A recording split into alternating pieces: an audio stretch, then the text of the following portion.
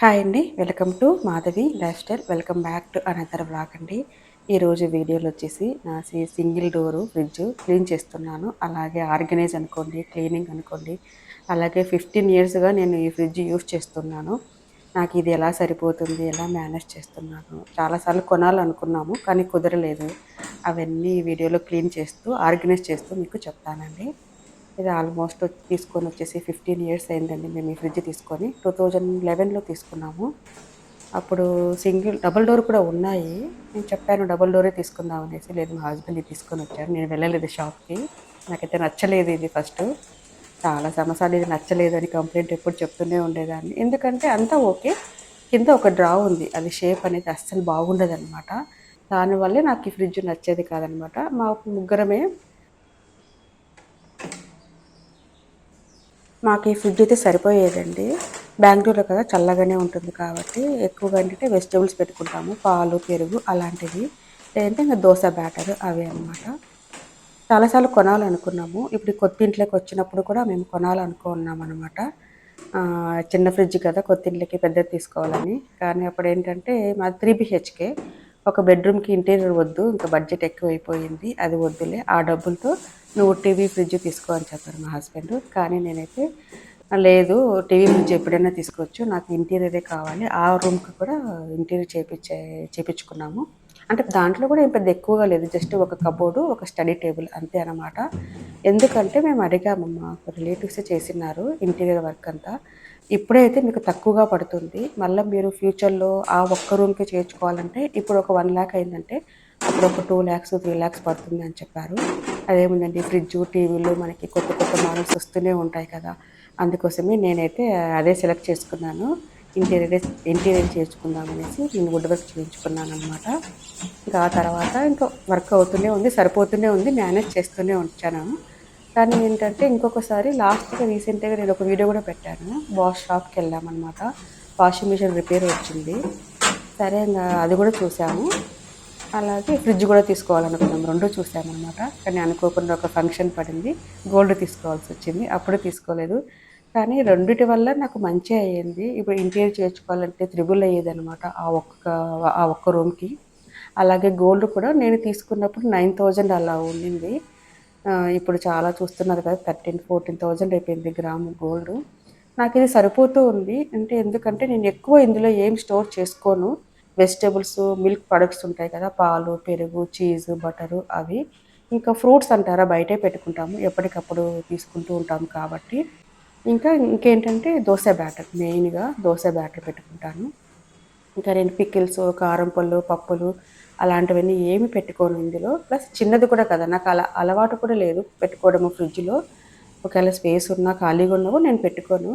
ఈ ఫ్రీజర్ ఉంది కదా! పైన ఏమంటే ఐస్ ఫార్మ్ అవుతూ ఉంటుంది. అదొక్కటే ప్రాబ్లమ్ ఇందులో. మనం ఒక 1 మంత్‌కి ఒకసారి అది ప్రెస్ చేస్తే అది డీఫ్రాస్ట్ అయిపోతూ ఉంటుంది.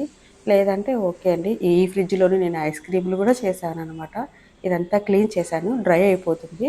ఈలోపు ఈ డ్రాస్ ఇవన్నీ ఉన్నాయి కదా! బాస్కెట్లు ఇవన్నీ నేను ఇక్కడ క్లీన్ చేస్తూ ఉన్నాను. ఆల్రెడీ మధ్యలో ఒకసారి రిపేర్ వచ్చింది. ఇంకా అప్పుడు రిపేర్ చేపించాము. మళ్ళీ తర్వాత ఏంటంటే ఇంకా నెక్స్ట్ టైమ్ ఎప్పుడు రిపేర్ వస్తే కొత్తది తీసుకోవాలని అనుకున్నామనమాట. కానీ ఇప్పటికైతే సరిపోతూ ఉంది. ఎక్కువగా వెజిటబుల్స్ వారానికి ఒకసారి తెచ్చుకుంటాం కదా! అవి పెట్టుకుంటాము. అవి పెట్టుకున్నప్పుడు కొంచెం ఫుల్‌గా ఉంటుంది అంతే. ఈరోజు ఎందుకంటే ఇదంతా క్లీన్ చేస్తున్నాను. వెజిటబుల్స్ అన్నీ అయిపోయాయండి. అందుకే ఎలాగో ఇంకా ఖాళీగా ఉంది కదా! అందుకే క్లీన్ చేస్తున్నాను. ఒక్కసారి మళ్ళీ వెజిటబుల్స్ మనం కొనేసి ఫ్రిడ్జ్‌లో పెట్టామనుకోండి, అవి అయిపోవడానికి ఒక 1 వీక్, 10 డేస్ పడుతుంది. మళ్ళీ అలాగే అవుతుందనమాట. క్లీన్ చేయడానికి కుదరదు. అందుకోసమే ఈరోజు ఎప్పుడు అంతే నేను వెజిటబుల్స్ అన్నీ అయిపోయిన తర్వాత కొంచెం ఖాళీగా ఉన్నప్పుడు అన్నీ తీసి పెట్టి క్లీన్ చేయడానికి కూడా ఈజీగా ఉంటుందని నేను ఎప్పుడు అలాగే చేస్తూ ఉంటాను. అయితే ఏవి బ్రేక్ కాలేదండి. డ్రాస్ కానీ, బాస్కెట్స్ కానీ అవన్నీ అలాగే ఉన్నాయి.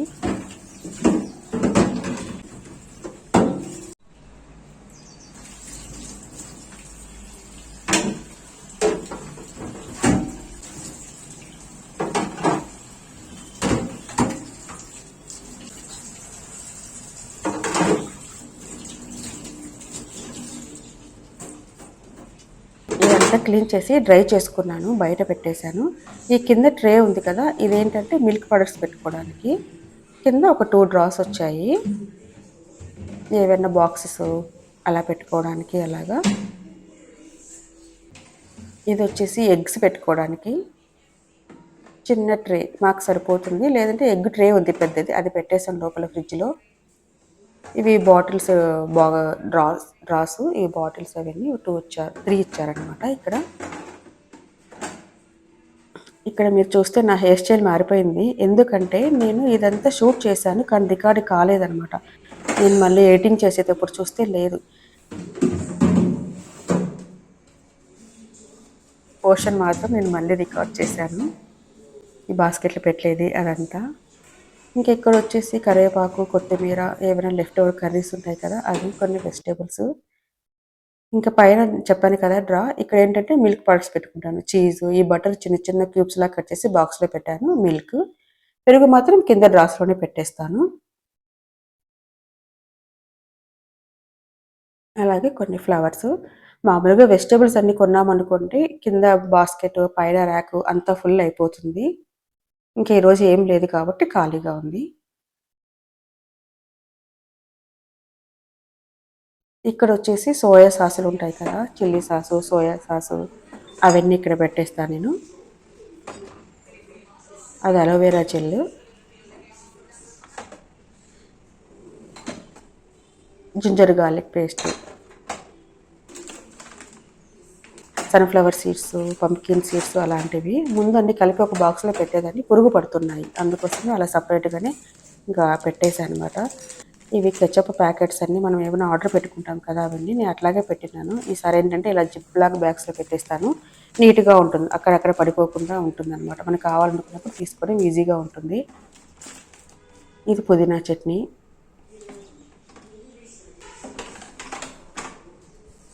కింద వచ్చేసి ఇది నన్నారై కెచప్ అలాంటివి ఏమైనా పెట్టేస్తాను అంతే.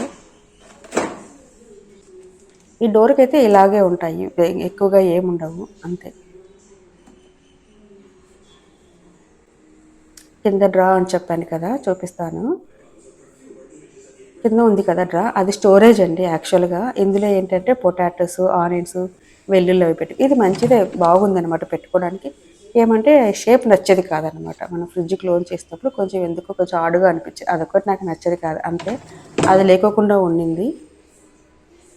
మొత్తం అరేంజ్ చేసుకున్నాక ఇలా ఉంది ఫ్రిడ్జ్, నీట్గా ఉంది.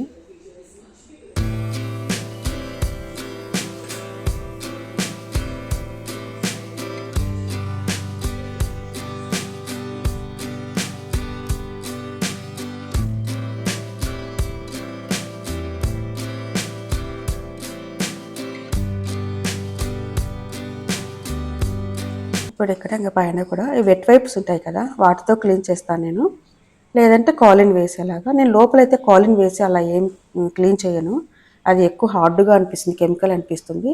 ఏవైనా మార్క్స్ పడితే, స్టెయిన్స్ పడితే, ఇందాక డోర్కి కారం పొడి అదంతా ఉండింది అనమాట, ఏదో మసాలా పొడి ఉండింది, అది పడింది, ఆ మార్క్స్ అలాగే పడ్డాయి అనమాట. అందుకోసం దానికోసం మాత్రమే నేను కాలిన్ వేసి క్లీన్ చేశాను. లేదంటే నేను లోపల ఏదన్నా ఇట్లా వెట్ వైప్స్ కానీ అలా మనము డిష్ వాష్ లిక్విడ్ ఉంటుంది కదా, దాంతో మాత్రమే క్లీన్ చేస్తాను. ఎందుకంటే మనం లోపల అన్ని ఫుడ్ ఐటమ్స్ పెడతాను కాబట్టి. ఈ మిస్టర్ మజిల్ కానీ కాలిన్ కానీ అవి కొంచెం ఏంటంటే హార్డ్గా అనిపిస్తాయి, కెమికల్ లాగా అనిపిస్తాయి. ఫ్రిడ్జ్ అయితే క్లీన్ అయిపోయిందండి, ఆల్మోస్ట్ ఒక 1 అవర్ అలా పైన పట్టింది. నేను ఇంకా మార్నింగే వంట చేశాను, అందుకోసమే ఈరోజు ఈ పని పెట్టుకున్నాను. మార్నింగ్ వచ్చేసి బాక్సింగ్ మష్రూమ్ కర్రీ చేశాను, బ్రేక్ఫాస్ట్ కూడా చేసినాను. ఇప్పుడు ఓన్లీ చపాతి మాత్రమే చేసేసాను. ఆల్మోస్ట్ లేట్ అయిపోయింది ఈరోజు, 2 o'clock అలా అయిపోయింది అనమాట. ఇంకా లంచ్ అంతా తిన్న తర్వాత నేనైతే హ్యాపీగా ఒక 1.5 hour హ్యాపీగా పడుకున్నాను. ఎందుకంటే ఇంకొంచెం వాష్రూమ్ క్లీనింగ్ అది కూడా చేశాను, ఫ్రిడ్జ్ క్లీనింగ్, ఫుల్ టైర్డ్ అయిపోయాను అనమాట. ఇంకా పడుకొని లేచిన తర్వాత ఇది ఈవినింగ్ అండి, 5 o'clock అలాగా. ఇవి అంతా తాగేసిన తర్వాత ఇవి ధనియాలు, నేను ఈ మంత్ స్టార్టింగ్లో తెచ్చాను అనమాట ధనియాల పొడి చేద్దామని, కానీ నాకు కుదరలేదు, అయిపోయింటే కొంచెం మాత్రమే చేశాను, లాస్ట్ బ్లాగ్లో చూపించాను కదా. ఇంకా ఈరోజు ఎలాగైనా ఇవి వేయించి పెట్టేసి బయట పిండి మిషన్కి ఇచ్చామనుకోండి మనకు కొట్టిస్తారు. ఇది పెద్దది ఒక గిన్నె తీసుకున్నాను, ఇందులో ఫ్రై చేస్తాను. ఎప్పుడు ధనియాల పొడి కొట్టాలన్నా నేను ఫ్రై చేస్తాను అనమాట, ఫ్రై చేస్తే చాలా మంచి స్మెల్ వస్తుంది. అలాగే చాలామంది ఏంటంటే ధనియాల పొడి సపరేట్గా, జీలకర్ర పొడి, అలాగే గరం మసాలా అవన్నీ 3 చేసుకుంటారు కదా. నేనైతే అవన్నీ కలిపి ఒకటే చేసుకుంటాను. చూపిస్తాను ఎలా చేసుకుంటాను ఏంటనేది. నేను ఇక్కడ ఆల్మోస్ట్ ఒక 1½ కేజీ తీసుకున్నాను ధనియాలు. ఒక సగం వేసి ఫ్రై చేశాను. మళ్ళీ మిగిలినవి కూడా వేసేసి ఫ్రై చేసి పక్కన పెట్టుకున్నాను. మంచి స్మెల్ వస్తుంది ధనియాలు వేస్తూ ఉంటే ఇంట్లో కూడా. ఇక్కడ ఏంటంటే గరం మసాలాకి మనం ఏమేమి వాడుకుంటామో అవన్నీ తీసుకుంటున్నాను. చెక్క తీసుకున్నాను, లవంగాలు, అలాగే మరాఠీ మొగ్గ, ఇలాచి, అలాగే బిర్యానీ ఆకు ఉంటుంది కూడా, అది కూడా తీసుకున్నాను. మీకు కావాలంటే ఇంకా ఏవైనా తీసుకోవచ్చు. నేనైతే ఇవే వేసుకున్నాను. ఇక్కడ జీలకర్ర కూడా తీసుకున్నాను. నేను 1½ కేజీ అన్నాను కదా, ఒక 100 గ్రాముల కంటే ఎక్కువే తీసుకున్నాను నేను జీలకర్ర.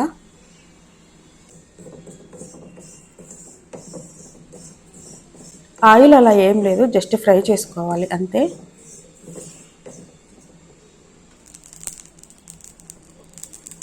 ఫ్రై చేసుకొని ఇందులోనే వేసేస్తూ ఉన్నాను.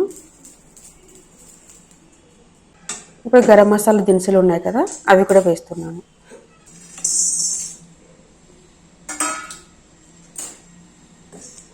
ఇవి కూడా లైట్గా ఫ్రై చేసుకోవాలి. ఇవి కూడా మంచి స్మెల్ వస్తుంది.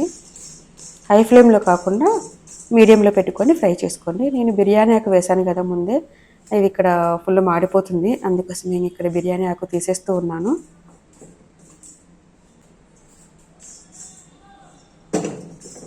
మీరు ఫస్ట్ టైం చేసుకుంటే తక్కువగా తీసుకోండి, బాగుంటుంది. అసలు ఇవన్నీ వేసిన తర్వాత అసలు మనం మిక్సీ పట్టిన తర్వాత ధనియాల పొడి స్మెల్ ఉంటుంది, చాలా బాగుంటుంది. ఇది నాకు మా ఫ్రెండ్ చెప్పిందనమాట, ఇలా వేస్ట్ చేసుకొని. ఇంకా అప్పటి నుంచి నేను ఇలాగే చేస్తూ ఉన్నాను.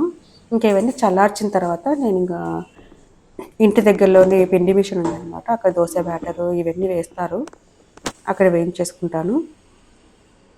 ఇంకా ఆ తర్వాత నేను ఇంకా వాకింగ్కి వెళ్తున్నాను. ఇంకా 6 అలా అయిపోయింది. ఖచ్చితంగా వాకింగ్కి వెళ్తాను, ఒక హ్యాబిట్ లాగా అయిపోయింది అనమాట నాకు.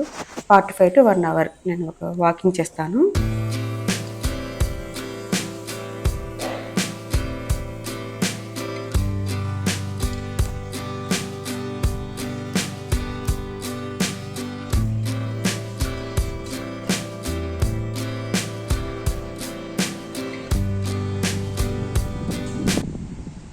స్విమ్మింగ్ పూల్ ఎప్పుడు చూపించలేదు కదా, ఇంకెరోజు చూపిస్తాను మీకు స్విమ్మింగ్ పూలు. ఇంకొక సైడ్ కూడా ప్లే ఏరియా ఉంది.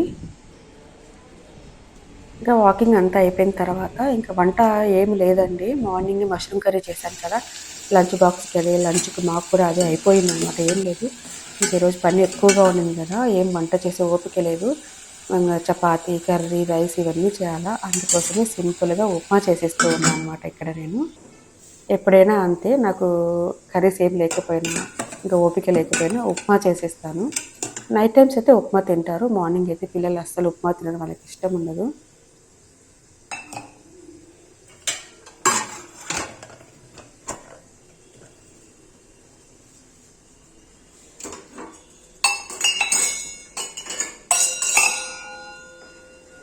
ఇక్కడ మాకు నైట్ వ్యూ చాలా బాగుంటుంది కిచెన్లో నుంచి.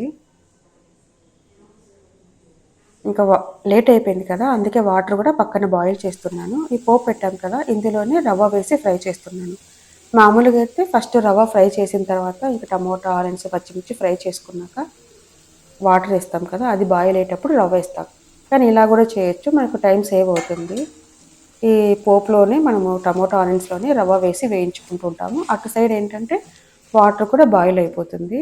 వేసిన వెంటనే బాయిల్ వాటర్ వేస్తాం కదా, వితిన్ మినిట్స్లో మనకి ఉప్మా రెడీ అయిపోతుంది.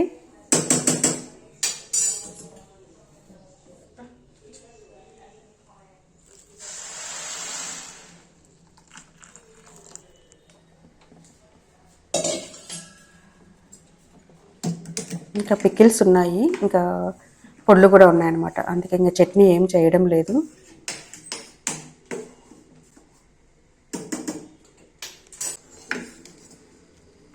ఉప్మా అయిపోతే రెడీ అయిపోయిందని ఇంకా మూత పెట్టేసి స్టవ్ ఆఫ్ చేశాను. ఇది లెమన్ పికిలు, నేను పెట్టిన మామిడికాయ పికిల్ అయిపోయిందనమాట, ఇంక ఇది మా అమ్మ పెట్టింది. ఈరోజు వీడియో వచ్చేసి ఇంతే అండి. మళ్ళీ నెక్స్ట్ వీడియోలో కలుస్తాము. ఈ వీడియో కనుక మీకు నచ్చినట్టయితే లైక్ చేయండి. Thanks for watching. బాయ్.